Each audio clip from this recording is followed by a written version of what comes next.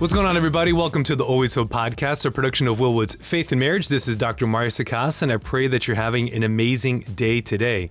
All right, well, talking to teens about gender and sexuality seems to just be getting more difficult. Like every day, something new pops up that we have a hard time being able to talk to them about. But how does the theology of the body, this catechesis written over 40 years ago, actually provide answers to these questions about sexuality, about gender, about identity and meaning that teenagers are having even today? Well, joining me on the podcast today to have this conversation is Colin and Amy McIver, authors of the newly revamped Envision Theology of the Body for Middle School. In today's episode, we examine how JP2's catechesis answers these questions about gender identity, even though it wasn't explicitly mentioned in the catechesis itself. Why this message is still pertinent for today's youth, and the McIvers also share from their personal experiences of communicating this message to youth. They emphasize the importance of authenticity, personal witness, and creating zones of freedom where young people feel safe to explore their faith and be able to ask questions without fear or judgment. And in today's episode, we also briefly discuss some of the critiques related to the theology of the body and its promotion, namely that it can be overly romantic or idealized at times. Well, if you are enjoying this episode, please hit that like button or leave a rating, write a review. We are certainly grateful to receive whatever positive comments about the episode because it really does help other people to learn about the great work we're doing here with Always Hope Podcast. All right, folks, well, let's get into this conversation with Colin and Amy McIver.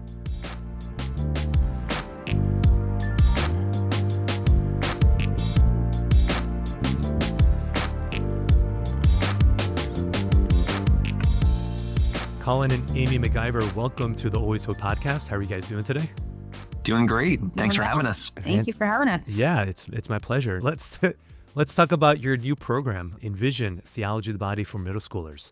This is a revamp of Theology of the Body for Teens, the middle school edition, which came out, like 10 years ago, somewhere in that ballpark? More. Longer. Yeah. More, Yes. really? Yeah. How long ago was that? 2011. Yeah. Okay, Yeah. so So that our was more, son, yeah. our son who is now entering high school, he was an infant when Wow. the original came out. So That's incredible. That's incredible. And, Well, and he had to go, he went through the old program, which was Did he? filmed when he was an infant. Yeah. Yeah? So, yeah. poor dude. Yeah. Was a lot he of in souls it? got out of purgatory. No. He's like, oh my gosh, this is my dad driving around in a van, and here's all my friends. I've heard like Bill Hader talk about that, like with like his kids, like do you think your kids think you're cool? He's like, no, my kids never think I'm cool. Even when I'm on the Oh, screen, it's like, no. oh, my dad was- just showed up. Like, why is that? Like, that's awful. Yeah. No, it was a horrible moment for him. Yeah. So speak a little bit about this. Okay. So you revamped this thing, give it I shouldn't say facelift. I mean, it's rewritten. The whole thing is rewritten. It's basically a whole new program that you did from the ground up. Is that right? Or Yeah. yeah. How was Yeah. that as you're thinking through what we're going to keep, what we're going to revamp? What was that whole process like for you guys? So I think when we started, I was thinking about like a kitchen renovation. I was like, all right, are we painting the cabinets and getting new appliances? And in a sense, we gutted to the studs, but we were really careful to make sure that the features that people love, there are a lot of people out there who've been doing this formation with middle schoolers for more than a decade. We wanted to make sure we didn't lose anything that people really loved. So we put a lot of things back, in the kitchen to make sure that it was authentically, the same kitchen you're walking into. But we really looked at everything, every line of copy, every video has been redone, although the message is still authentically the same. But a lot has happened since 2011 when this first came out.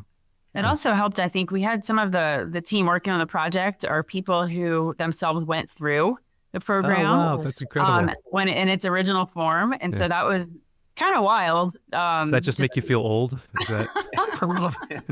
But it was really just a really, I think, fruitful collaboration on that point, to have people who had actually gone through it in their own middle school years now kind of contributing to think about this, think about rephrasing. Yeah. And of course, all of us have been involved continuously in ministry. So when we first wrote the original, we were all in ministry, teaching, whatever we were doing, continued to do that. And so it's kind of a real-time way of understanding where kids are, what they need, what's changed, what their actual questions are. And of course, all of us have had children along the way who are now that age too. So I think all those factors were really a sweet spot for just getting it right, because it's so important. Yeah, it's the videos are shorter, 3 to Yeah. 6 minutes, tighter segments, a softer tone throughout the whole thing. One of the things I really loved actually was, in my opinion, I don't know if this was intentional, it seemed more personal. The B-roll with like the corkboard imaging, having pictures of you guys in high school or different stages of your life as you're talking about, as you're sharing those stories, the B-roll starts to show like images of pictures of you guys, you know, being at those respective ages. And I found that to make it just more personal as just a viewer of it, that it made it a little bit more inviting. Yeah, that was definitely intentional. I Yeah. mean, I think the theology of the body comes to us from a personalist who is, and the original delivery and ministry. You could think of a young Father Karol Wojtyła, and I'm sure there were a lot of stories that were told, and it's the heart that's shared.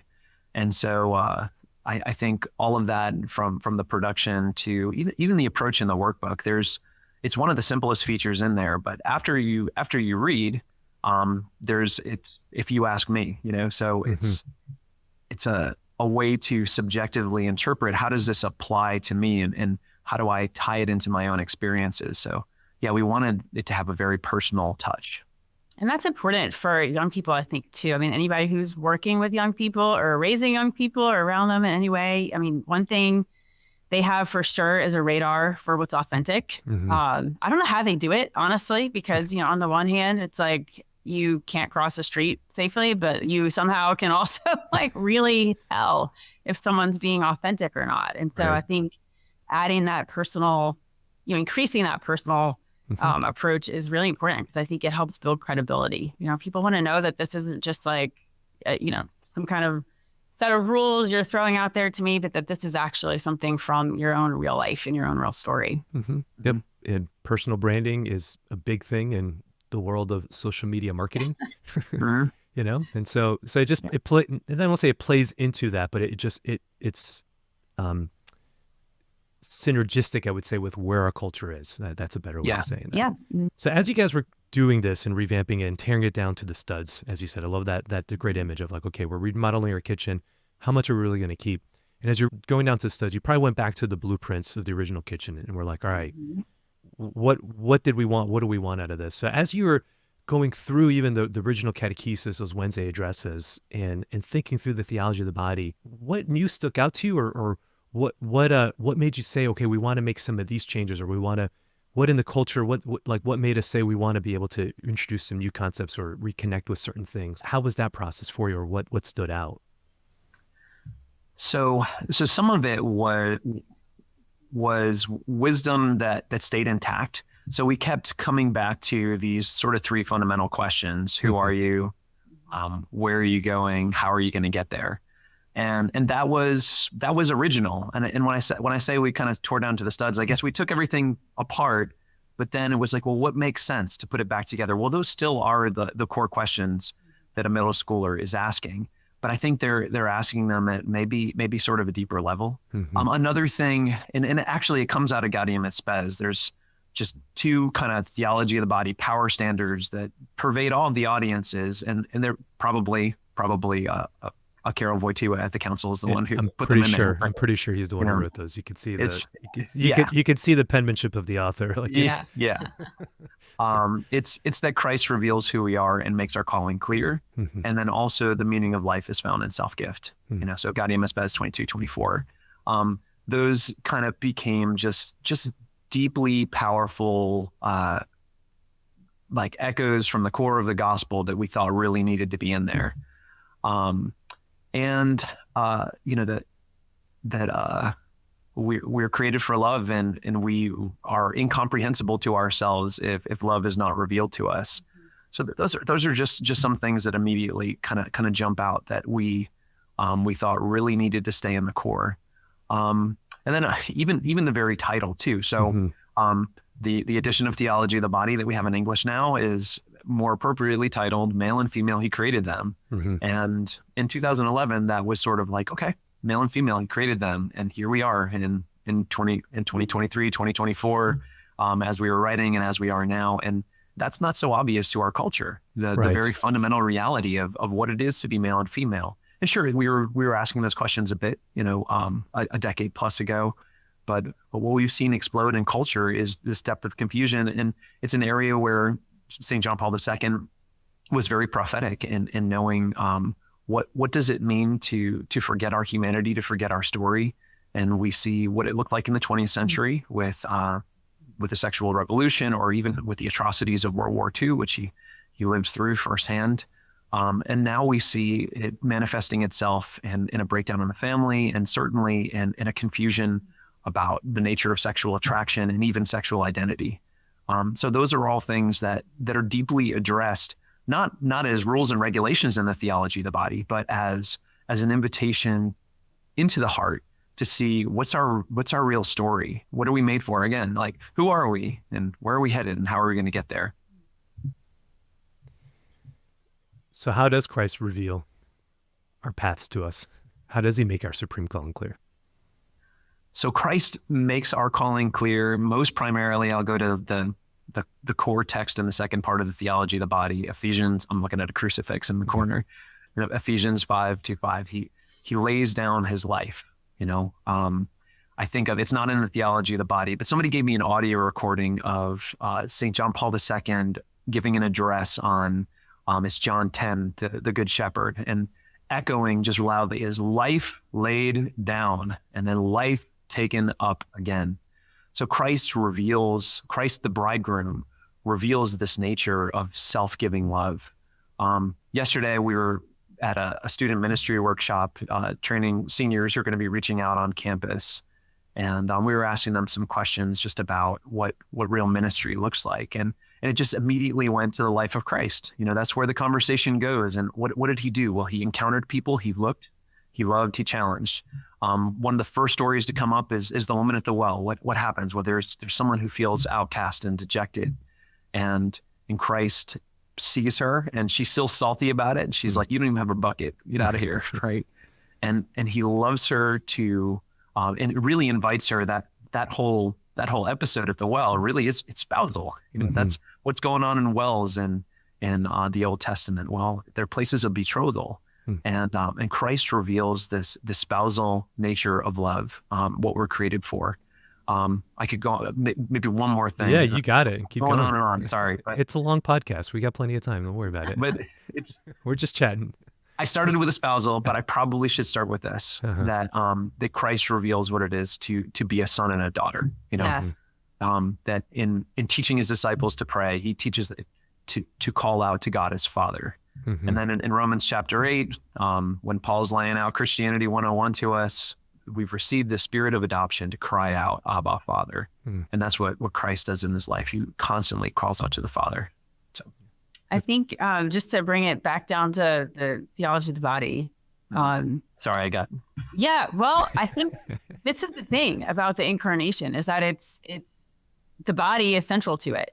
And that is the whole premise of theology of the body, is that theology is the study of God. We're going to learn something about God.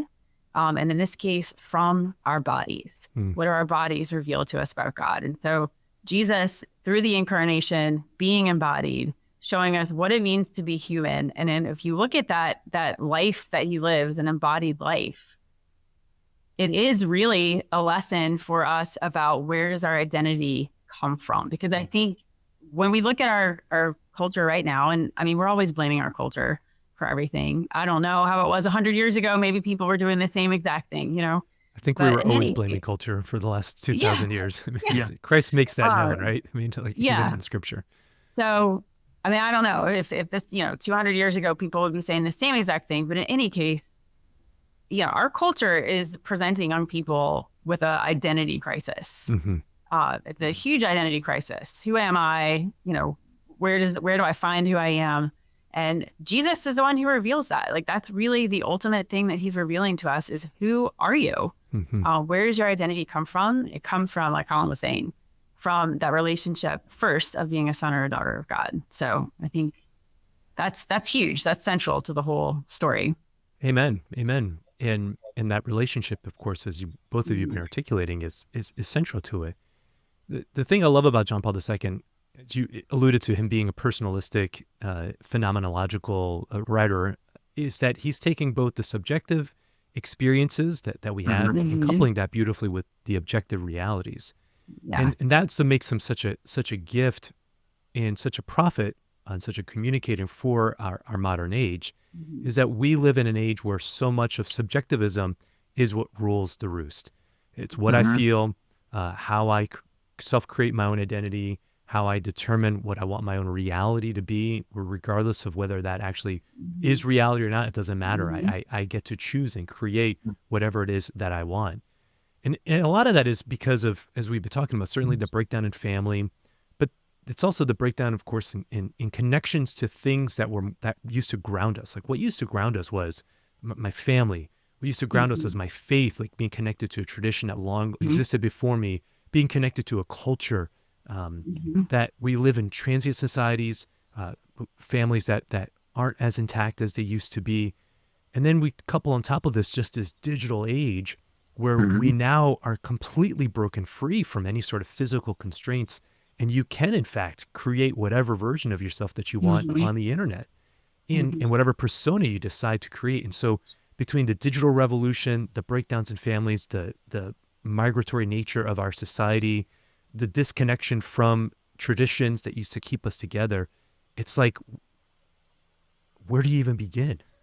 It's like you give a blank slate, blank piece of paper. It's like, all right, create whatever you want. It's like, I don't know. Like I need some parameters. I need some guidelines. What are you asking? What am I trying to do? And you guys work with young people at St. Scholastica, so I'm sure you experience this more than I do in my counseling practice primarily with adults. But you can just see this angst emerging because there's no guide rails. There's nothing present anymore to give us any sort of stability outside of my own emotions. And we know how fickle those can be. Yeah. Yeah. Well, I think the scripture that comes to mind in that conversation is the truth sets you free. It is the truth that sets you free. So while we have sort of this message coming at us, like you're saying, you can be anything you want. The freedom defined culturally is the absence of any restriction. That's kind of the message that's going out, especially to young people, that if you're going to be free, that's what that means. But in reality, it's the truth that sets us free, because truth shows us the path. And that's what Jesus said, right? I am the truth, the way, the life, not a truth, not, one of many, but the truth. And so I think that's whether or not young people can pinpoint that desire, sometimes they can't. And I think that's one thing that's so powerful about theology of the body, is that when you encounter it, sometimes it's questions that you didn't even know you were asking, or maybe some vague angst or turmoil that you're feeling all of a sudden is given articulation. And so it becomes like, yes, that's what I'm feeling. That's what I want. And so that's important. I mean, the truth is especially critical the more the culture tries to muddy the waters, the more subjective things get sort of out there, the more we need that light of truth that pierces the darkness. Yeah, I think you asked the question, where do we even start? So I'll go here. Even in the videos, each lesson begins in the woods, in the wilderness, on a camping trip, and that's very intentional. Because this is a bit of imagination here, but it's not much, because it was true. Young Father Karol Wojtyła taking young people on these excursions. They had this group. They called it in Polish a środowisko, which I'm sure, sorry, people who actually speak Polish. I have no idea, but I know what you're talking about. You're good. But a real zone of freedom, a real community in which the heart could be tapped into, and in the space of that community, and under the mentorship of Father Karol Wojtyła at the time, we could explore. And he had a confidence that the subjective could unite with the objective in that space, in that zone of freedom, where there's a mentorship that leads toward Christ. So I'm using a bunch of words there, but essentially to say, well, what's most important? The program, great, but are we, in our families, in our classrooms, in our parishes, are we establishing these zones of freedom, these places where young people can really be who they are and see that they're loved? Three things that I always kind of come back to in a gospel encounter with Christ. One, that he looks, he loves, and then he challenges. So that where do we start? We start by really seeing the young people who are in front of us and their pain and where they may already be in terms of confusion about identity, attraction. We look, we see, and we love them. And then where there's that credibility of love in that space of a place where maybe we've talked about their interests and their sports, and maybe we've established enough credibility to the following week. Let's say this is a religious education class, and somebody comes back and you're like, "How was your game?" And they're like, "Wow, you remember that I even had a game." Mm-hmm. Then there's this space to challenge, to ask those more penetrating questions about what is it that you really want, and there's an openness to receive something deeper. So again, I think that the confidence of St. John Paul II is where subjectivism has gone wrong, because it can sort of tunnel us into ourselves and say, well, I make the world in my own way. That subjectivity can also, with the right questions, point us toward those deeper longings, which means we need to get outside of ourselves. That young person in front of you can experience being loved and being cared about, and escape the sort of vacuum of self, and then receive something deeper about their identity. I love that imagery of being outdoors, and also just the image of the map. That's something that comes out throughout the program. Yeah. And the map is something, I use a map also in the podcast. It's the background of a lot of the imaging that I use on social media as well, and for the show. And the reason that a map is really beautiful is because it does provide a sense of direction. Even this morning, I went on a little trail run close by to the house, and I was on the trail, but I got a little nervous just to make sure I was where I was supposed to be. And my watch has a mapping feature on it. And so I pulled out the watch just to be able to see where I'm at, and making sure that I'm where I'm supposed to be. I'm still doing the run. I'm still enjoying nature and the experience, the subjective experience of being out on this trail. But it was pretty handy to have the map so that I knew exactly that I was going in the direction that I was supposed to be going in.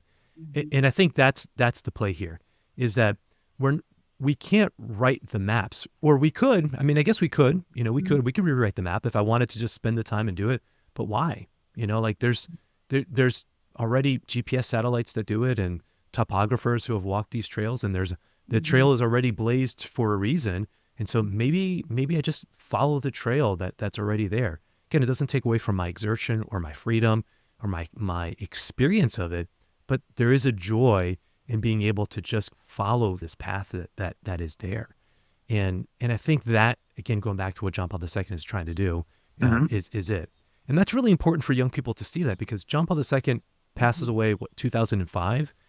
That's before middle schoolers today were born. I mean, and so like we're talking about somebody who they have no recollection of, no experience of at all in their life. I mean, for me, JP2 in the Catholic Church growing up was like synonymous. I mean, it was 80s, 90s. It's like, that's who the church was. And when he died, I was like, oh my gosh, like, what does this even look like kind of moving forward? For a young person today, their experience of the faith is different. And so trying to tell them that, like, yeah, okay, even though this guy passed away before you were born, he still has a lot of truth that we need to be unpacking and listening to, and giving yourself permission to be able to do that. So was that difficult, I guess, in terms of selling that? Or when you talk to young people even now in your own classrooms, you try to create this, what did you call it? You didn't call it a safe space, but you called it a Swartovisco. Swartovisco, but you had an English. Harder to say than safe space. No. You had an English word for like a zone of freedom. Zone of freedom. Thank you. That was it. Yeah. When you're creating these zones of freedoms for young people, like what does that look like for you, and what type of conversations end up coming up? I think one of the things in class that's so important, and also we do this with our kids too, is allow them to ask any question without, fear of being told that's inappropriate, or, I mean, I'm sure there's some limits to that, obviously, but for the most part, I think it's establishing that just openness, that I am going to allow you to ask anything, because the fact of them asking a question, even if it's something that's really awkwardly phrased, especially with middle school and young people, sometimes the questions can come out like, okay, that's not really how you're supposed to say that. Social setting where we're working together, it's like, thanks, but here's another way maybe Did you mean the question. this? I think you meant this. But the fact that they're asking is showing a certain amount of trust. And it's a Right. huge vulnerability. Like I think when we're adults, sometimes we forget how hugely vulnerable you can feel as a young person to Mhm. even say something out loud in front of your peers, to ask a question. So that's one part of it, of that zone of freedom, is just establishing that you are allowed to ask anything. Um, and I'm not going to be on the defense. I think so often young people are expecting when they're going to ask something that's, maybe kind of challenging, or, is that really true? Does God really say that? They're maybe maybe maybe they're testing a little bit to see how you're going to react. Are you still going to treat me lovingly, even if I am challenging you? And I think that's all important to building that credibility of freedom, that I'm not going to be on the defense. Like I've said it often, like you can defend something without being defensive about it. Right. That's right. Yeah. And that's part of it. And I think also telling them the truth. And not just telling them the truth, but telling them that you're telling them the truth. Meaning that we do this often with our own kids. Come to me with your questions. I will always tell you the truth. I won't hide things from you. I won't, I won't tell you you're not allowed to ask that. You're not allowed to know that information. I may phrase it in a way that's appropriate for your age, but I will tell you the truth. And then I will also point out to you, hey, you just asked that question. I gave you an answer. This was an occasion of me doing what I told you I was going to do, of telling you the truth. So I think giving them that freedom. And then I think both of us would agree on this, that sharing your own personal stuff can really help in a zone of freedom. And there's some, boundaries that you would obviously have to put in place, right. And discretion and prudence, but to not have the sort of point of view that, I have to get everything right all the time, and to be able to share that you're a work in progress too, that you don't always know everything. Or I've done this so many times where I've given a response and then kind of circled back and said, I didn't really like how I was thinking about it, and like, I didn't really like how I said that yesterday. And I want to go back now. And I thought about it a little bit more. So I think all of that really helps to establish that authenticity that young people have this just incredible radar for, which is really critical to having credibility with them. And then once you have that built, that can all give them the freedom to be themselves too. So, Yeah. I would say the third part of that might be listening to their experiences as well. So some of the most effective classroom techniques I can think of, we do a thing at St. Scholastica that's basic. It's Lord's Day. It's kind of an adaptation of something we learned at Franciscan that's great. In household. Yeah. And really the way that we kind of boil it down is to give everyone in the class an opportunity to share a bit of their heart, their high, their low, what they want to be praying for. In some formulations, we'll ask them, what's the grace that they seek for the following week? And the sharing there is really powerful. And once they're sharing their hearts with each other and with you, there's a much greater space to receive teaching. It has to be that dialogue where we're also listening to them. And again, back to things that we kind of designed into the program, there's a lot of opportunity for that. Of course, that takes time. So in your lesson planning, you can't know exactly how long it's going to take a middle schooler to share an answer. But it seems that young people are pretty delighted to be asked. Even in parish ministry, I started doing that. I had a group of 9th and 10th graders this year, and it became something they very readily looked forward to. And I learned a lot about who they are and where they're at. And that helps me to craft, like, how am I going to present the gospel to them in a way that's really relevant. So I think that's also, pretty simple, but something that's easy to forget, especially if we feel like, I've got this teaching and I've only got 45 minutes. So I got to make sure I get all this stuff in. If we're listening first, then they're a lot more likely to listen. We can go back to this question of identity. That's like the three questions that you're trying to answer throughout the program is, who am I? Tell me again, where am I going? Where am I going? And, how do I get there? And how do I get there? Those are the three questions, right? It's beautiful. When John Paul II wrote, he didn't write, but when he started these Wednesday addresses, which, by the way, as you read them, I often try to think amusingly, like if you were a vacationer or a pilgrim in Rome and happen to come on one of these Wednesdays, and you're like, I want to see the Pope today. This is going to be great. He's going to give this great exhortation.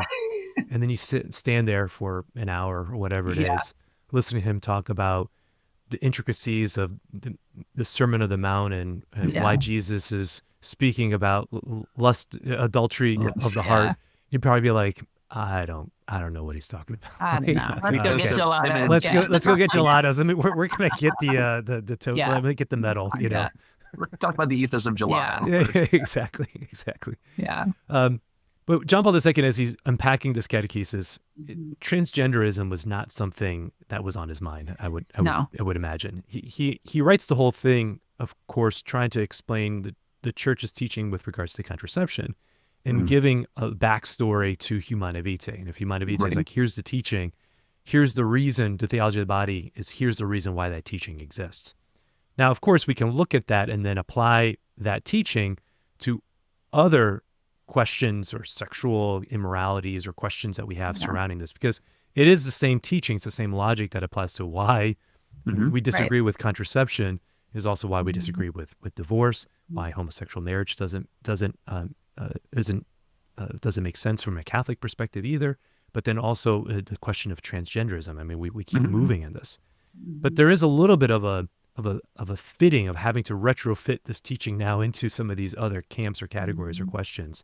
How do you guys navigate that, or what do you even think about that, about how John Paul II would respond to this question of transgenderism and identity? I think it was very natural to apply there. So really, I think the insight. So at the end of Humanae Vitae, St. Paul VI is I think being highly prophetic of theology of the body and saying what we need, paraphrasing, is we need to envision, #envision. We need this total vision of who we are. Yeah. And in order to understand what Humanae Vitae is saying, we need this robust vision. It's an anthropology that we're lacking. And I think we find, of course, that the theology of the body is responding to that clarion call. It's to lay out a vision in order for us to understand, so that when we get to, by the time we're into the latter part of those audiences and we're hearing, well, of course, like, yes, this is why the church opposes contraception, but it's just as inherent in the theology of the body that we're embodied and created male and female.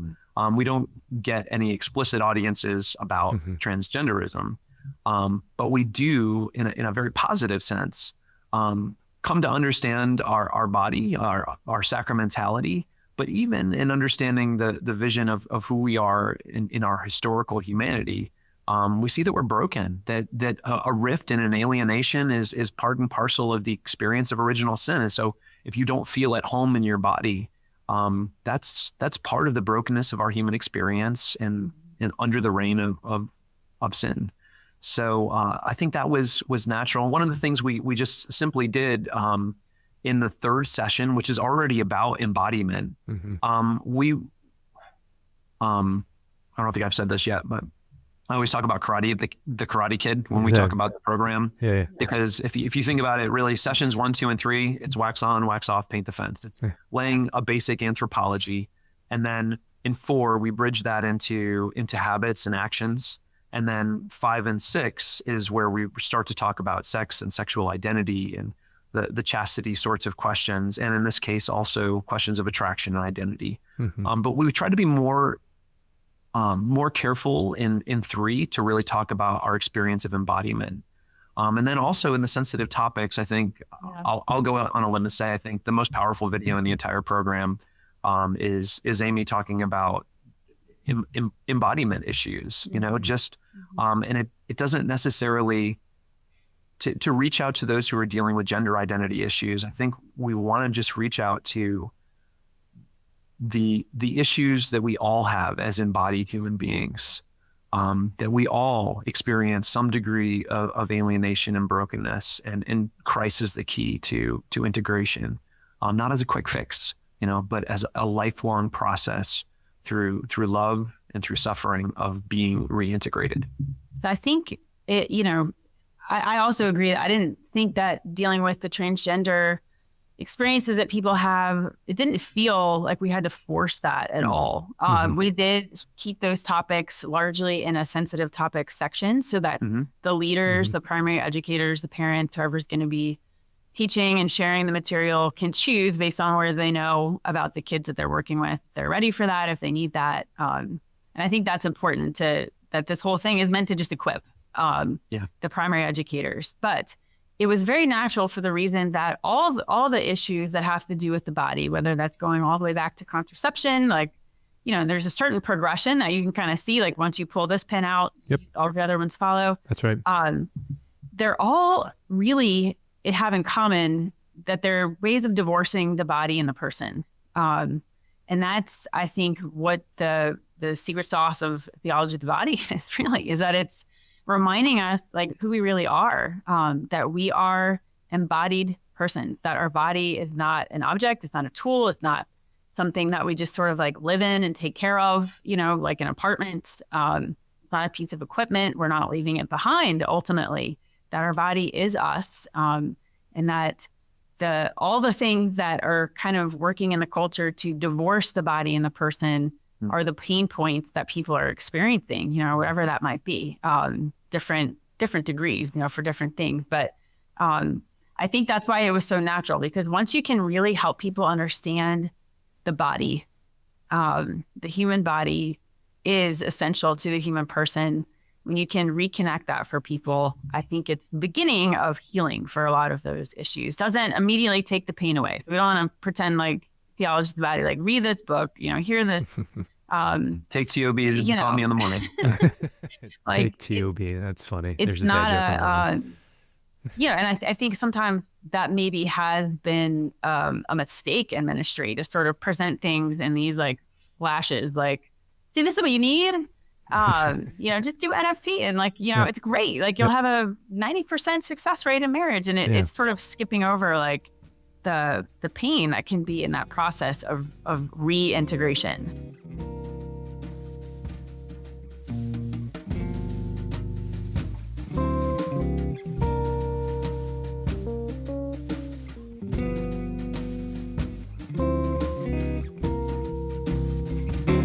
Hey everybody, this is Dr. Mario Sacasa taking a quick break from my conversation with Colin and Amy to encourage you to check out Dating Well. It is the program that I've written that helps young people be able to understand all the complexities related to dating. The modern dating scene is wrought with so much complexity and so much confusion, and there really just aren't a lot of great resources out there to help you be able to understand how to navigate these questions and what to be able to look for. So Dating Well is there and it's available for you. I also am starting to offer dating coaching for singles and for couples. And so if you're interested in either of those, please find me on Instagram at Dr. Mario Sacasa. Send me a message and I would love to be able to help you on this journey towards dating, to help you discern marriage and to help you to see what green flags are and what red flags are and yellow flags in your relationship. Or if you're single and you don't know exactly what to be looking for, I have programs to be able to help you. And I'm also here to help you on this journey through coaching. So please find me at Dr. Mario Sacasa.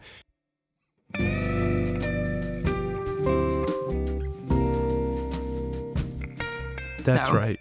Yeah. And I would say this respectfully. I think one of the critiques that I've experienced with theology of the body and its promotion is exactly what you spoke about, which is that it can at times be communicated in this overly idealistic, romantic way. Yeah. And some of that, respectfully, is in the catechesis itself. There's a couple in that Ephesians when we get to the back half of things. And some things that John Paul II says about marriage, I'm like, it's really beautiful, but man, like, dude, it's hard. Come on, man. Like, I mean, like, okay, yes, like that might be a little bit of a stretch on that one, Yeah. But even in its promotion, and I understand, and I totally understand the intention behind it, because our world is so broken, and because we live in so much confusion that we've tried to create this almost, not say exaggerated, but this, we want to pull to this other, like, no, look how beautiful this all could be. Yeah. And trying to give this vision of what humanity is supposed to be, of what relationships are supposed to be. And again, it's wonderful. It is what the church communicates. But for some folks or in some circumstances, it comes across as being disconnected from the reality of the experience that I'm having. So I've seen this play out in a couple ways in my practice. One would be with couples themselves, where couples sometimes end up feeling crushed by the weight of it. It's like, well, my marriage will never look like that, or why can't I Yeah. get my marriage to look like that? I'm trying so hard to work so hard to make it look like that. Well, if that's the objective truth, then there must be something wrong with what we're doing here. And so it's us that's the issue. So that's one scenario. And then the other scenario that I've seen, and I've talked about this in the podcast also, is having too much of an eternal perspective can also be a little bit too much, So even when it comes to like dating, it's beautiful to think that, wow, God called the two of you to be married. That's phenomenal. God called me and my wife to be married. That God blessed the broken road that led me to you, as the country song says, right? So it's beautiful to be able to have that kind of lens of providence. But going into a first date or early dates with this type of like, is this from all time to eternity? Is this who God has? Trying to ask these questions or trying to see God's will in the future sense becomes very crushing as well, and can create some scrutiny and paralysis by analysis. And I've seen both of those kind of play. Again, not widespread. I know look at my book, it's messed up for a reason. There's highlights throughout the whole thing. Pretty dog-eared over there. It's pretty dog-eared and ratty, like I love what the church teaches. And so I'm a promoter of that. But at times there can be this disconnect that I've seen, and even experience in my own heart at times, And so how do we become sensitive to that aspect of it? Or what do you guys even think about that critique of the theology of the body in its promotion? I think we agree with it. And I think especially, in framing this in context of this program versus the original from 15-ish years ago, I think that's a point all of us have dramatically grown in through the experience of life that you can only have with time.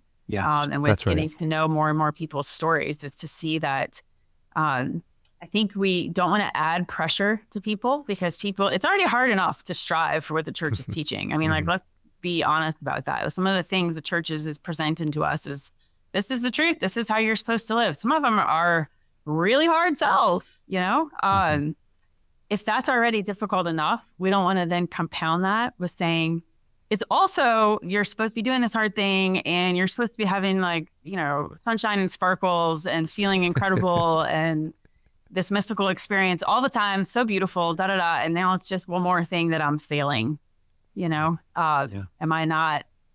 I not really Catholic? I'm already doing this hard teaching, trying my best to it, but I'm not having this beautiful experience of it. So am I, so I think one thing, very simple and very obvious, is just to speak about that, just to give that reality a voice, I think that's something a lot of us in ministry have learned.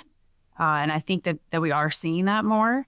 Another thing is to remind people that, not everything is so high stakes. Yes. Just to kind of just relax. Yes.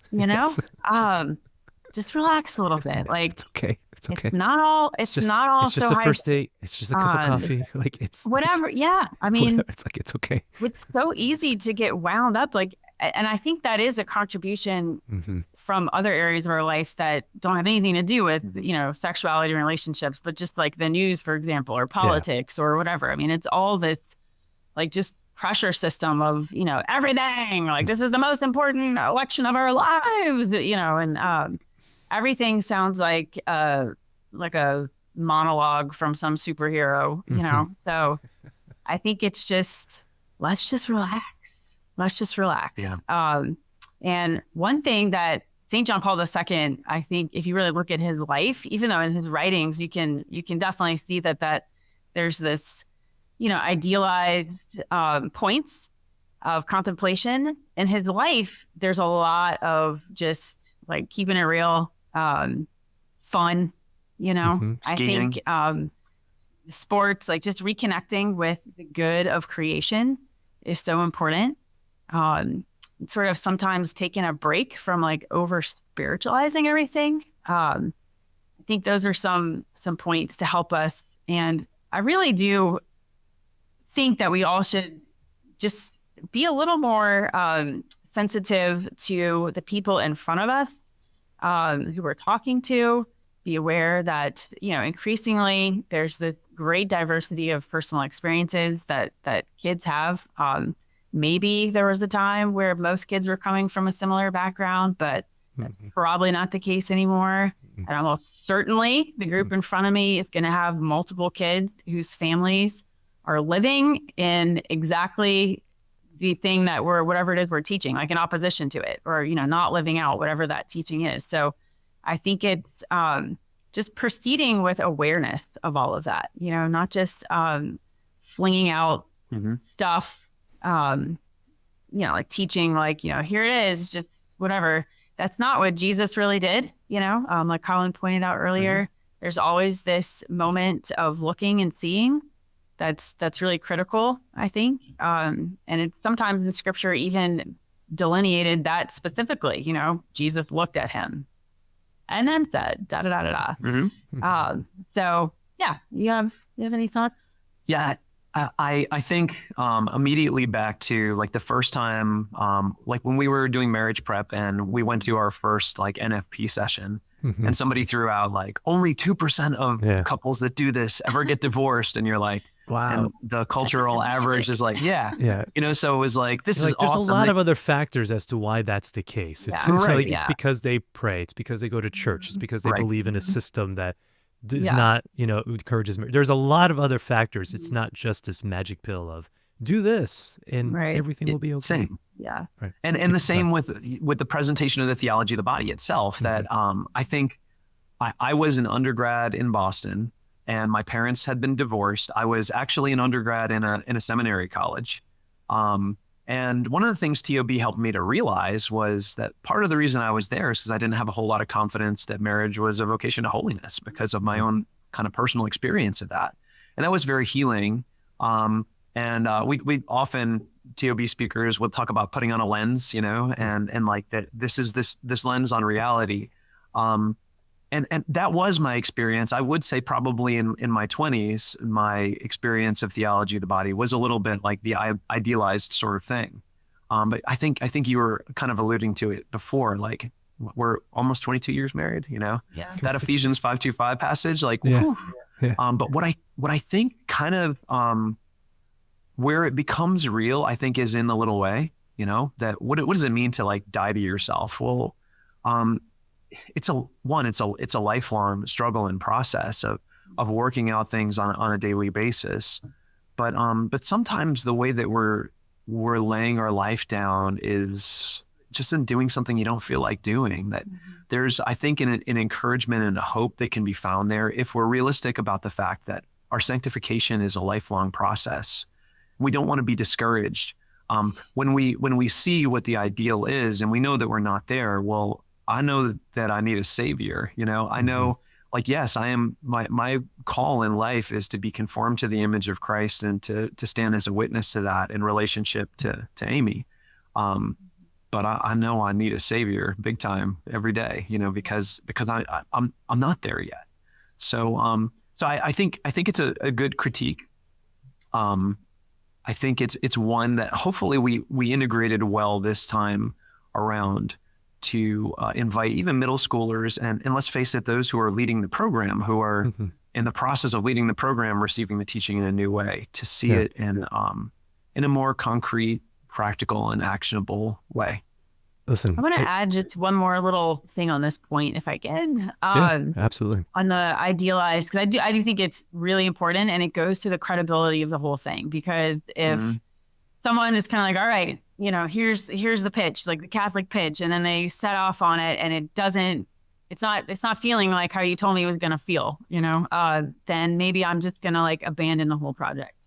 So I think one thing that maybe why this happens from a ministry standpoint is maybe we're afraid, like, to say that it might be hard because we don't want people to not even try in the first place. But I think that's a mistake. I don't think we have to hide the fact that some of what the church is calling us to is going to be difficult. We don't have to hide that out of fear that people are just going to be like, well, no, I don't feel like it. I don't want something hard. Because I really do think, even in young people, what people want more than they want comfort. And we want comfort. Like, I want comfort. Don't get me wrong. But even more than that, they want meaning. And so it's not, maybe the mistake previously was to say like, well, we kind of want to like downplay the fact that it's hard to kind of give people like, hey, look at all these benefits you're going to get. But actually, I think what people are really looking for more than comfort and more than benefits is meaning. Tell me what my life means. Tell me why I'm here. And that is the thing that's true, even if the teaching is difficult, that it can offer us the actual meaning of our lives and our bodies and our relationships. So, Yeah. And I think in the program, I certainly want to say, I recognize it's geared towards middle schoolers. yeah. You can't, you have to have a certain, it's a pedagogy. You have to have a certain limit of what you're going to say, what you're not going to say. Sure. And recognize it's at the base level. And I imagine even just you writing it or even teaching it, having to summarize like whole talks and lectures into 2 or 3 minute segments is a challenge in and of itself to just make things as concrete as possible. But I did appreciate that. And just like I said, the overall feel of it comes across softer in the aesthetics of it. But then also, I see that in the teaching of it as well. But I'm happy that you guys recognize this notion that, we can kind of be a little, sometimes as Catholics, maybe we can be a little bit too like gung-ho about things, and it's well-meaning. It's like, yeah, I get it. You know what I mean? But, if it's like, if you have a coach, the worst thing you can have is like a running coach who is just reminding you how much faster he is than you, You're like, just by his very presence, his fitness, you're like, okay, dude, I can't keep up with you. Like, can you just slow it down a little bit, right? And I think what we're realizing is that we thought we'd slow things down. I'm not saying dumb things down. I'm not saying that, but just we have to really be cautious about where people are in today's day and age. And where young people were 13 years ago is not where people are today. And one of the places where I've seen this is a couple kind of cultural kind of cues that I'll give. I watched this video, YouTube Shorts kind of pop up, and Keanu Reeves was talking about The Matrix, the original one that came out whenever that was, 1999, and explaining what The Matrix was to a high schooler. And it's describing that, he's about this guy who wakes up in this digital world and realizes it's all fake. And he chooses then to embrace reality, which is the hard world, and trying to liberate people to be able to do the whole thing, right? What the movie's about. And the high schooler says, well, why does it matter if it's not real? I mean, and Keanu Reeves was kind of taken back by it. He was like, oh, wow. Whoa, exactly. Exactly. Whoa, that's cool. Or whatever he says, it's like, just didn't even think about that as an option. Like, why would it not even matter if it's not even real? And that's the question. So we're not even talking about like whether the truth exists. It's whether or not even have the desire for the truth, or whether or not even that's something that even desiring or pursuing it is even something that one should even care about. I mean, that's in terms of level of motivation, that's just a different question that's present. That's big. Yeah, that's really big. I don't know if you guys like movies, and if I'm gonna give another kind of movie example here. Yeah. Did you watch Everything Everywhere All at Once, that won the Oscar a couple years ago? No, I haven't seen it, but I've heard it's really good. Yeah. So R-rated, always got to give the caveats. Lots of, it's violent. It is what it is. Okay. Yeah. But symbolically, the movie, it's conveying what the premise of the movie is, that this woman gets these abilities to be able to transport to different versions of herself across the multiverse. And the reason that she's able to kind of step into the memories of the different versions of herself is because this bad guy is coming to want to destroy the whole thing. And the bad guy is this individual who has been able to transport to every version of herself and to be able to do everything everywhere all at once. She just has complete control of the whole thing. And her answer is that it's all just nothing. And so she, as a villain, is like the embodiment of nihilism. I mean, just the embodiment of nihilism. Her goal is to just destroy the whole thing because it's meaningless anyways. If I can change my hair, make it purple, make it green, if I can grow fingernails, if I can wear this, I can do everything I can possibly do to change myself and however I want to be. And at the end of the day, it doesn't even matter at all. And so what you see embodied in this, and it's a young person who is the villain, and she is embodying this kind of existential angst. And in the movie, if you watch it from that lens, if you just watch it from the violent perspective, okay, you'll be turned off by it. But if you can see this deeper theme that's being conveyed in it, and then what the answer is and what the solution is to her existential angst is present within the film as well. And I think you get some answers. But the reason I bring that up is because, again, going back to this notion of nihilism, of cynicism, of even whether or not we should pursue these things or if it's even worth it. I mean, I think this is where we are as a culture. And so how do we speak to them to even just bring life to, it's like embers of fire, just to bring something out of this, to say, like, how do we encourage people to find meaning, as you're saying, Amy? It's like, we're not just trying to say comfort anymore, because we've exhausted the hedonistic treadmill. We've run that to the ground, and we're left in shambles. And so we are presented with this question of, well, what is meaning, and why should I even care about its presence? What do you think, Amy? Colin, what do you guys think about this? What do you think? I would start with, I do a philosophy elective, so I love Good. these questions. And it Yes, sounds, let's go. sounds a little Jean-Paul Sartre there. Like, Yes. okay, so I'll talk about, huge Walker Percy fan, sitting in Covington, Louisiana, where he wrote. And Walker Percy also was a big Sartre fan, and he's a philosophical frenemy, I guess you could say.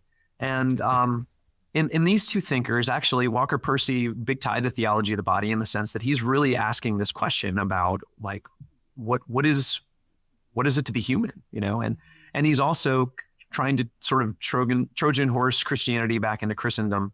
But he does it in an approach that looks a whole lot like Sartre sometimes, in that there is this sort of darkness, this sort of like brokenness we carry around. So I talk about it this way. It's like Sartre comes to this point where he says, essentially, there's this polarity between being fixed and being free. Fixed is like this reality. I want, somebody's got to tell me who the heck I am. And I want you to tell me who I am. But there's this other polarity. Don't tell me who I am, So that freedom. He comes to a point where he says, well, authenticity, I guess, is freedom. But he has this sort of, he sort of flirts with the idea of God and saying, well, if there was something that was totally fixed and totally free, that would be God. But then he says it doesn't exist. So he comes to the edges, sort of falls off the cliff. Yeah. I would say where Walker Percy and the other John Paul, St. John Paul, they come to the edge of that and say, yes, there is this tension, this brokenness, this rift. How can we explain that? Well, maybe there's some primordial catastrophe that took place, and where we live in this experience of like possible meaninglessness is that there's something wrong. And to borrow from Christopher West, who I think was the first one to make this analogy, maybe we're driving around on a car with 4 flat tires, and the reason it's like is because that's not what a car is supposed to feel like, because there's something broken, there's something wrong. And maybe this reality of being fixed and being seen as a son or daughter of God, and being free, because being the sons and daughters of God literally means that we're free. Maybe it's not just a fairy tale. And you know what, for so many great iconic people whose books I'm kind of surrounded with right now, that kind of was the jumping point. C.S. Lewis looked at he loved myths, he loved stories, but he said, these are all just lies gilded in gold. And the point of Inception, to bring up another movie, his buddy, Tolkien, said, well, maybe there's a true myth. Maybe the reason that all these stories are so captivated is because they point to something that is the reality. And that's where that joy could enter in. That's where the reality could enter in, that perhaps there's an invitation into a wardrobe of real reality. I think that bringing young people out of nihilism it's an encounter with, it's an invitation into the wardrobe, so to speak. It's for them for many of our young people who are flirting with nihilism and have experienced it so deeply that they're, like suicidal rumination, anxiety, depression, because they really are wondering, is there something for them to encounter being loved, to encounter that the thing that you long for. You don't have to be Jean-Paul Sartre and come to the point where you're like, it would be great if this exists, but it doesn't. Like, what if you dare to hope? John Foreman just came out with a new album, and I love me some John Foreman. He is the poet laureate of our age, I think. But he says, I forget, it's a new album, but I think one of the lines is, the point of it is, we all believe in something. You either trust God or you trust your doubts. And I think that nihilistic bent of our culture is putting religious faith in nothingness. And I think the way we combat it is going to sound sort of simple, but it's just loving people. Love is credible. And it's the antidote to nothingness because it's an expression of God. I think I want to add just a few little, much less philosophical points here. But I'm just thinking of the young women who I've worked with in ministry over the years. And there's a little thing I do every year that I show them a slideshow of my own life as a mom, which honestly is not the best slideshow. Like, it's not even the best pictures. The original slideshow happened, I think, because I forgot to have something planned that day. And I was like, oh, look at now. I'll just throw up some pictures, talk about them. But this one girl told me after, and really all it was just flipping through the slides and just kind of saying it was very unorganized, like, oh, this is a picture of us at the zoo. I remember what happened at this time. Let me tell you. Oh, look, here's a picture from totally different point in the timeline. It's not even in order. Okay, so the point is that there was no effort there to present some, like theme or teaching. It was literally just me telling little stories about my life as mom. And this girl afterwards told me, well, she didn't tell me out loud. She told me in writing because it's, way too scary to say this out loud. I never wanted to be a mom until I saw that slideshow. Wow. And she's like, and now I do. And I was just totally floored. I was like, what did I even say? Like, I didn't say anything like that.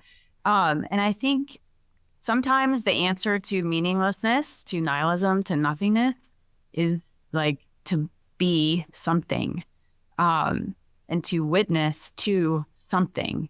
And maybe it's not so much that we have to, present all these arguments this way or that way, or these programs or these workbooks. And as great as Envision is, and I think it's really great, maybe ultimately it's having the boldness just to live our own lives for something, and how powerful that can be to the face of people who are surrounded by meaninglessness and nothingness. And I think many of our young people, you cannot blame them for feeling like there is no meaning because they are surrounded by, my parents said they were going to be married forever and they're not. My mom's now getting married to guy number 6. That doesn't mean anything, or whatever it might be. I see my parents who are not married at all, but they're having these series of relationships and there's just all this infidelity. Like, that's, that doesn't mean anything. Or friendships that are so just fraught with drama and use, or dating relationships with that are just exploitative. You can't blame them for thinking that it's all fake. And I think that's why it can be so powerful just for Christians to witness in that way, just to be something, just to live for something. Yeah. Yeah, I think as you say that too, I'm thinking about, okay, so we want to know who we are, right? We want to know what our mission is, and we want to belong to somebody. And we have to do a great job of that as church, because what's happening in secular culture is that some of those things are being aped and mimicked, but rallied around nihilism. So I'm a middle schooler, and I'm dealing with whatever issues, maybe because of some of the things Amy mentioned in my family. And all of a sudden online, I'm finding like this sense of like community, and they're telling me, well, maybe you're this, and maybe your purpose is to tear down this system that's around you. And like, what does the devil love to do? He loves to pervert the good, the true, and the beautiful, and to offer to people what they think that they want. And I think we don't need to just bunker down or go into some culture war. We need to be who we actually are. We need to offer those things to young people, so that young person who's in middle school and his parents are going through a divorce. That's where I was at in middle school, and it was like 7th grade, right at that kind of critical stage of everything coming to life. And what did I find? Well, I found community in my parish. I found that there were people that knew me and loved me, and that probably had a lot to do with where I am today. So we need to provide that for young people. Envision is a great tool for that. People have to actually nice plug. There you go. Yeah, nice plug. Nice plug. Well done. That was subtle. It was subtle. It was perfect. It was great. But the more important thing is, like, it's not just like, all right, some kid finds it online and they start clicking through things. It's like the whole thing is so that that short of ego can be created, so that credibility can be established, so that people can encounter Christ and discover who they are and live as disciples joyfully. Yeah, we can at least begin with the question of it. There has to be something that grounds me. There has to be something that's present beyond just, I go back to hedonism because it seems like that's where we're at, is feelings become the thing that ground us. Feelings become the thing that determine my reality. And that only goes so far. And so you're absolutely right. We need witnesses of folks who can say, no, like there's something more than that. Yeah, your feelings are great. I love feelings, I'm a therapist. Like, who doesn't love feelings? I'm a therapist. Let's make them happen, but they have to be anchored in something more. And so as you articulated, being a witness, being an ability to show that. Somebody here recently who's, I don't know if you follow this, it has deeply impressed me, has been Russell Brand and his conversion. Interesting. Maybe you follow this online. Yeah. So, he's gone through this massive transformation over his life in the last number of years where he, was the poster child for like partying, when he was the big movie star back in the day, drugs, sex, alcohol, the whole bit, right? He was it. And then he has a baby, he gets married, has a baby. And like his world starts changing, and you can see one of his later stand-ups. Again, language, it's there. I don't make apologies for it, but you can see he begins wrestling with like what reality is, that like this other person came out of my wife's body. Like, what does this mean? like there's something here that I have to ponder. And so he ponders and starts going into this journey where he becomes more spiritual and begins letting go of kind of these hedonistic kind of tendencies. And then here recently, just in the last couple months, he's said that he was baptized and has become a believing Christian. Yeah. And it's remarkable to see what this journey has looked like for him. I think he said Bear Grylls was one of the two people that baptized him in the Thames River, which is really funny. I don't know why it's funny. I don't know, but it's just amusing. It's wild. It's a cool baptism. It's a cool baptism. He also had a video where he called Father Mike a good geezer. A good geezer. And he chatted with Jeff Cavins. I don't know if you saw that. Yeah, I saw that. Yeah, that was great to see that. Absolutely. Pretty amazing. That was pretty amazing. Absolutely. And so you could see that he's on this journey, and like when we go back to like this notion of like, well, who are good witnesses? I would say that's a witness right there. That's somebody that you can look at and you say like, he's tasted what the culture has given and has come to a very different conclusion, and has come up with an answer that is much more compelling. And it's helping you to see why that's the case. Do I agree with all his political stances on things? No. Okay, so I want to make sure always going to give the caveats before I make recommendations for people, on things. Yeah. And we're like, man, this guy, whatever. Get all the emails. Exactly. All the emails will start coming. You're like, I can't believe that. Yeah. Nope, just hold on. Yeah. But in this aspect of it, we can hold on to that and to see that. And, can I tell another Russell Brand story? So several years back, Jason Everett was here talking to, I think, St. Paul's and St. Scholastic, to a boys' school and a girls' school. And it was that day that Russell Brand had come out against pornography. And that's several years back. Yep. But in his, I don't think he had the podcast yet. I think it was just in some interview. He said, it's like some priest says, the problem with pornography is not that it shows too much, just that it shows too little. That's incredible. Thinking, Russell Brand said that? Who's that some priest? Who's that priest? Who's that guy? That some priest. And so, that journey goes far back. So it's kind of interesting. I remember that when I saw him start to post about his interest in Christianity, he was reading Mere Christianity. Yep. And that sort of journey toward, I'm like, interesting that even if he wasn't sure who that some priest was, that St. John Paul II was part of his journey. Yeah. Well, may he be part of all of our journeys as we come to understand the truths of who we are as people, and the journey and the direction that God has given to us. So if people have been listening and they've been interested in the program, is it something that's geared just for, I know the old program was you had to buy the DVDs and you get the workbooks. Now I know it's available through online platforms. Mm-hmm. Can families walk through this on their own? I mean, do you still encourage schools to teach it? How, like, what's the modality here of encouraging folks to be able to access it? The modality is yes. Yeah. All of the above. All of the above. Every scenario. And I think that was one very, I think, key benefit of having revisited this as we all had more experience as both ministry and as parents, because we really spoke over and over again about how to structure it, that it would be versatile for all those settings, and that also it would really put the parents as the primary educators or the leaders of the group in the driver's seat, like being able to take what they need for the kids that they know, because they know their kids best. And that's the whole thing, right? The whole thing is about a relationship that is communicating the vision. So that exists in all those ways, I think. And all the, it's very easy to get to. I think practically speaking, I'm going to credit Brian with this way back, who is, he is the Obi-Wan Kenobi, or maybe the Yoda. The ageless, ever youthful.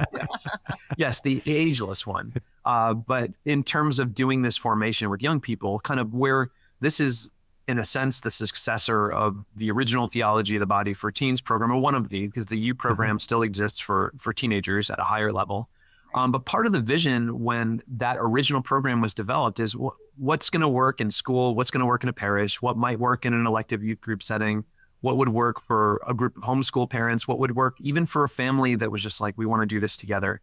And so I think we've been faithful to that. And now there are even more tools, I think, with the online access. So you could get a purely digital version of the program, and that might work for you.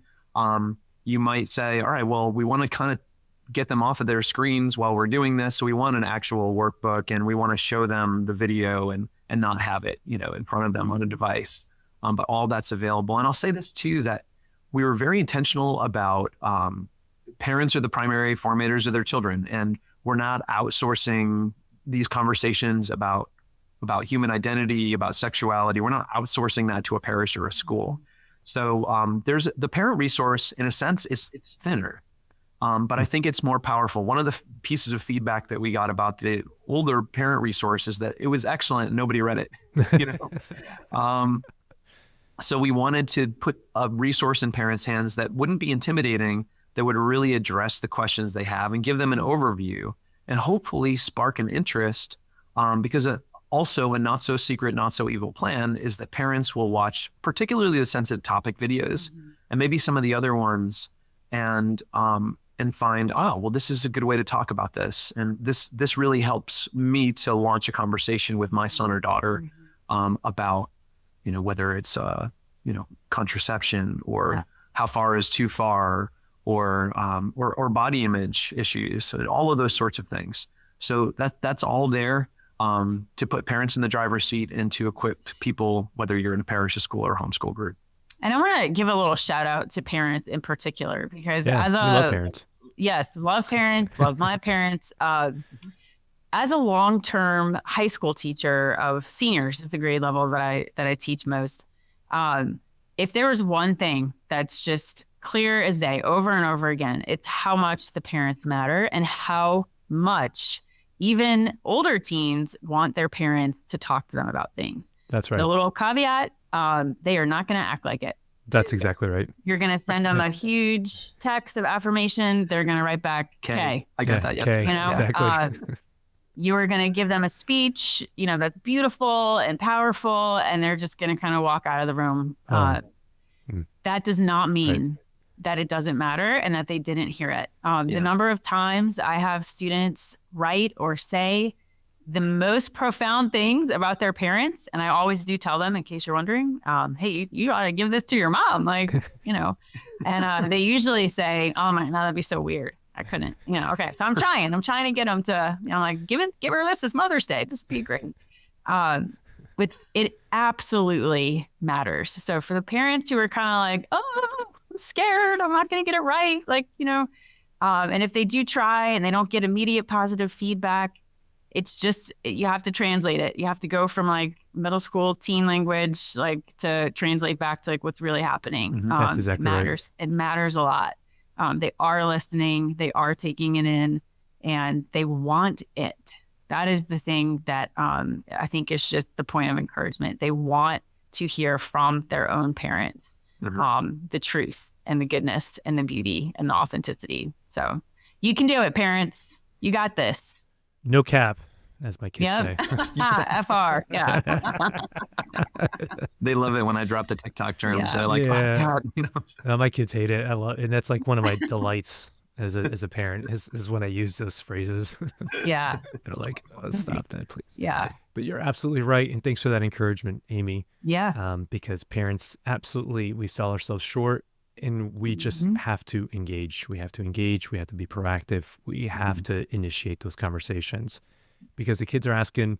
And as you said, we do it. Like I remember my oldest, when we first started having conversations about sexuality and recognizing that it's, process. The first time I kind of talked to him about these things in middle school or whatever, it was like, oh, it just, like a conversation was done. And I was expecting like this whole like thing to happen and, all this other stuff. I don't know. I was like, oh, okay. Like, oh yeah, that's right. I'm the one coming into this conversation with baggage, not you. Okay. I see how this goes. Okay. I'm a therapist. Exactly. Exactly. All right. So I'm going to check my baggage at the door. We're just going to talk, tell you how it is. Great. Good. All right. Get on with it. Let's keep going, And so we become those spaces as we've articulated. Well, guys, I thank you so much for coming on the show. We'll have links certainly, to the program through Ascension Press's website, so people can access it however they see fit. But final question I ask all my first-time guests, Amy and Colin, what gives you guys hope?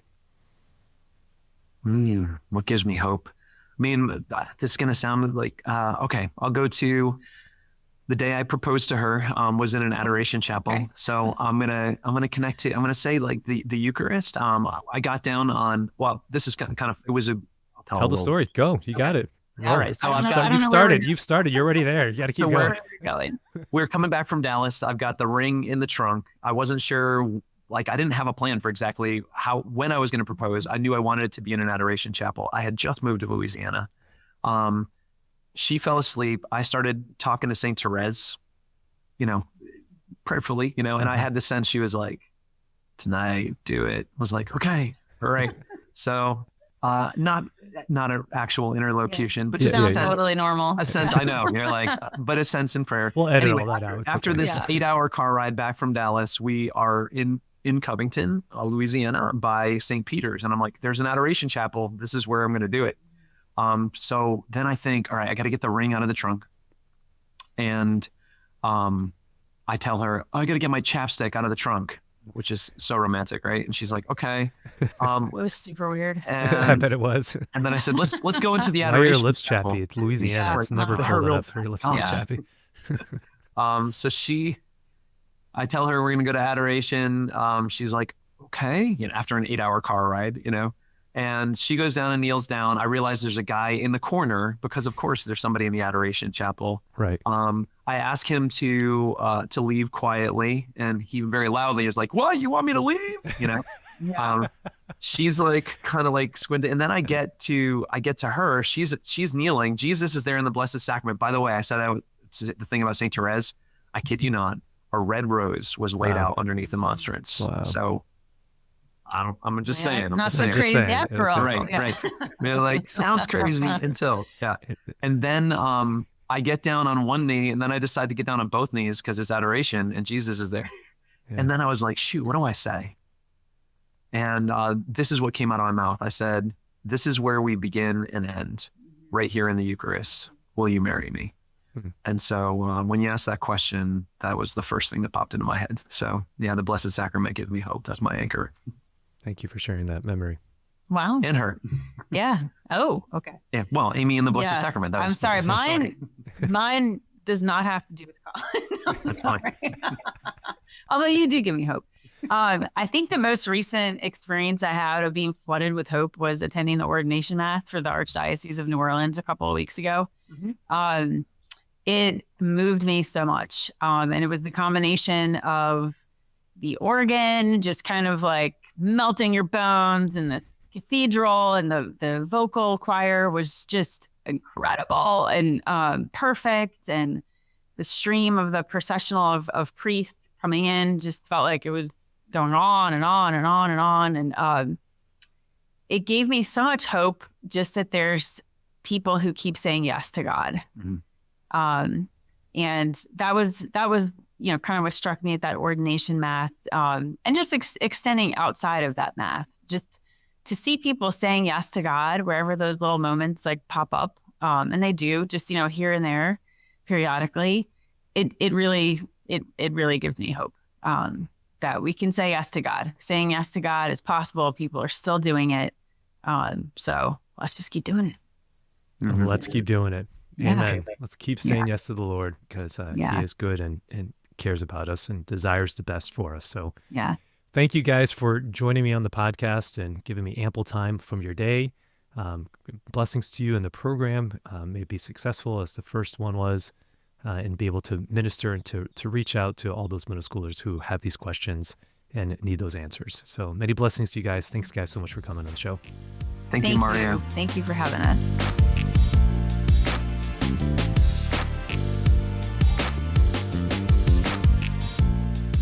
All right, everybody, with that does it for my conversation with Colin and Amy MacGyver. I'm truly grateful for their time and their availability to be able to talk about these themes. As you can see, this is something that all of us who are kind of in this space are still evolving and growing with. We learn and recognize that maybe sometimes when we first learn this message, it's like, oh my gosh, I'm so excited. This is great. This is the answer to everything. And then you start living your life a little bit and you realize, okay, some of this is good and true. Absolutely. It's still the message that the church has, but we have to know how to be able to apply it appropriately within our lives. And that aspect of humility and authenticity and reality, anchoring the church's teachings in reality, is what's going to be the best approach. We don't have to sensationalize it. We don't have to oversell it. The gospel is what it is. We don't have to dress it up any more than what it already is. It's enough. It's enough as it is. And so let us continue to be good witnesses of that gospel, promoting it in ways that are authentic, that are true, but that are encouraging and filled with hope. And that's always what we've wanted to do with this episode. We wanted to be real about what it means to be a follower of Christ. We want to be real in terms of providing honest solutions that are anchored both in the church's teaching, but also in an understanding of what science promotes and proclaims.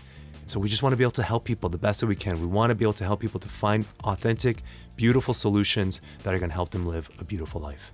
And so thanks, everybody. Let's keep going on the show.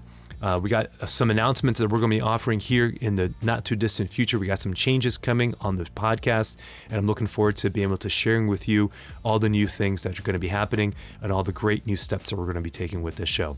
So we'll get that in the future episode. Well, God bless you all. Thanks for hanging with me till the end. Bye.